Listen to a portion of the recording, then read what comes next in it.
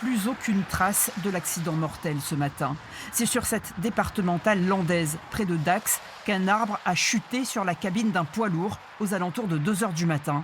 Le conducteur a été tué. Dans le département, rares sont les routes qui n'ont pas été impactées par les chutes d'arbres et de poteaux électriques. Les vents ont soufflé très fort, jusqu'à 150 km/h sur le littoral. Oui, il y a vraiment beaucoup de travail. Oui. Depuis 1 heure, donc on n'arrête pas en permanence. Il y a des appels et c'est vraiment du grand travail. Beaucoup de routes avec beaucoup d'arbres conséquents, en plus des gros arbres. Au vu de l'ampleur des dégâts, une cellule de crise a été ouverte aux Aurores dans les Landes, où la moitié des foyers sont ce matin sans électricité et où les risques de chute d'arbres restent très élevés. Il y a une chose notamment qui peut toujours arriver, les sols ont beaucoup bougé, sont très meubles, donc des arbres qui paraissent en bon état peuvent être fragilisés et tomber plusieurs heures après l'événement, donc voire plusieurs jours. Donc là, il faudra aussi que toutes les équipes municipales, les forestiers, etc., fassent le travail. En Gironde aussi, le vent a soufflé très fort, jusqu'à 124 km/h dans l'agglomération de Bordeaux, touché comme l'ensemble du département par de nombreuses chutes d'arbres. Celui-ci, à ce nom, a provoqué une coupure de courant dans tout le quartier. Un arbre de 25 mètres de haut qui a fini sa vie hier soir et qui se serait vrillé.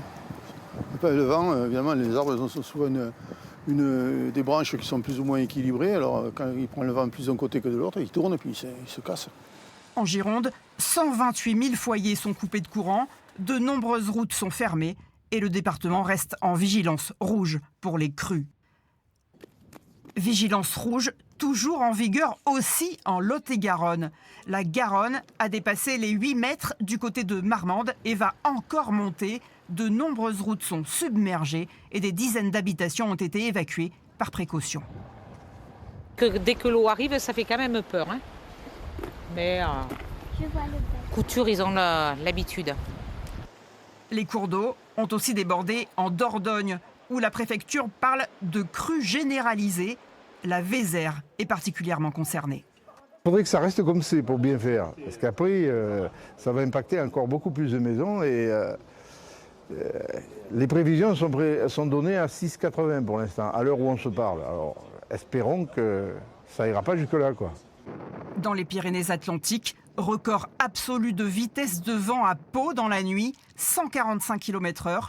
La 64 a dû être momentanément coupée et un conducteur a été blessé à Bayonne par la chute d'une branche sur sa voiture.